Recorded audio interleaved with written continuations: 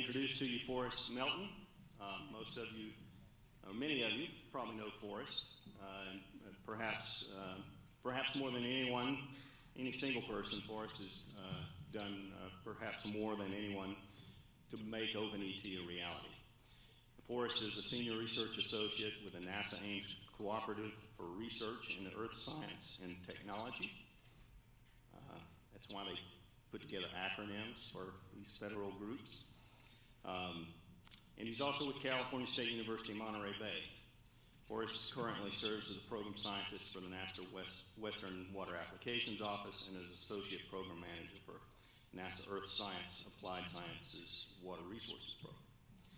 And he spent a couple of decades developing applications of satellite data to address resource management challenges and has received many honors and awards from NASA, California Department of Water Resources, and the Federal Labs Consortium among them, for his work in developing applications of satellite data for water managers and agricultural producers, particularly in California. And hot off the presses, Forrest arrived a little late last night because he was in Sacramento at the meeting of the California Irrigation Institute, where he was awarded the Person of the Year for his work to bring satellite data to help water management and irrigators in the state of California. So congratulations, Forrest, for all of your work, and I'll turn it over to you.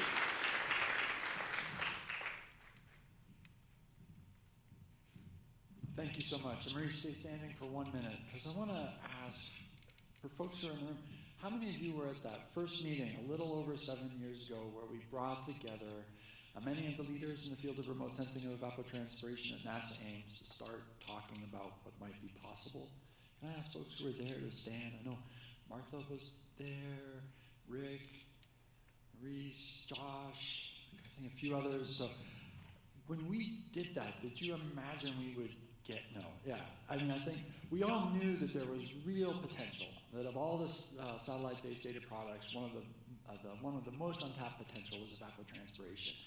And the whole reason we started on that process and brought the community together to work collaboratively to try to solve the problems of providing reliable, consistent, accurate evapotranspiration data was today, right? Was to see all of you here. And we built it for you, and to see you, many of my people who I really admire and respect here today, to work with us is so incredibly rewarding and gratifying. It's hard to fully express it. So thank you all for being here today. Thank you to everyone on the OpenET team for the incredible work, and we'll hear about what's coming next to make this possible.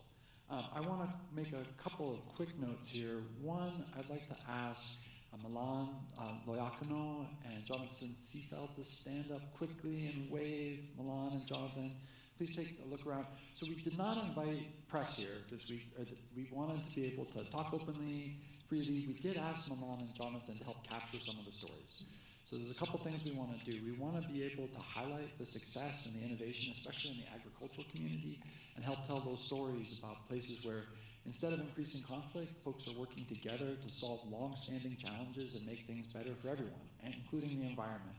So if you have a story, if you have an application, please find Milan and Jonathan and tell them your story. And if they come up and ask you, and you don't feel like talking yet, that's fine. But please help us share those stories. Everything that they capture and record will be sent back to the participants to review before we use any of it.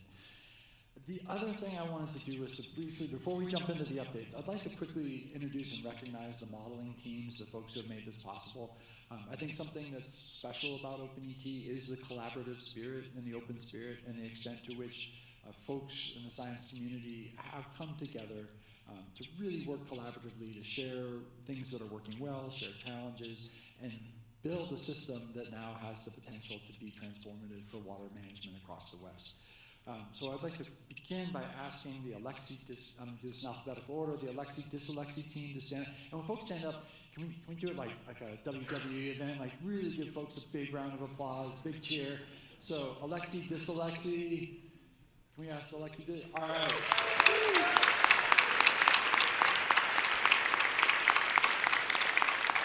Martha, Ian, Kyle, thanks so much. The E-Metric team, Aisha, Rick. Oh, yeah.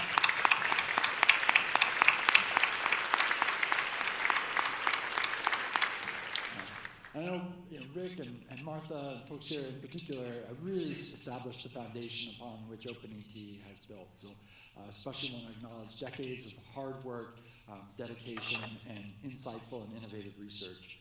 GE Seaball, we heard from Anderson. Anderson, who else is here from GE Seaball? Anyone else? Anyway.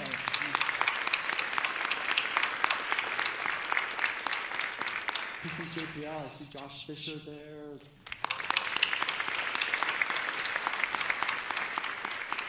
And CBOT, Gabriel, and Mac, and Jordan, and who else? Dave, thank you. And the Sims team as well. So Lee Johnson, Will Farrar, Accountability. And then I realized this is kind of the Jordan Harding, Will Carrara fan club, so I'll ask the software engineering and developers to stand up and the beautiful work they've done to make all of the data services work.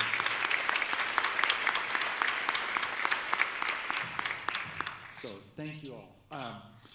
Okay, now on to the good stuff. So wanted to provide some updates on what we're working on, some recent accomplishments, what's coming next from OpenET over the next day and a half. Find all of us, find any of us, and tell us what else you need. Our goal is to serve you and to maximize the impact and benefits from all of the work we've put into building OpenET. We really, really want to hear not only what's working well, but what are the challenges and what do we need to do next. So please come find any of us.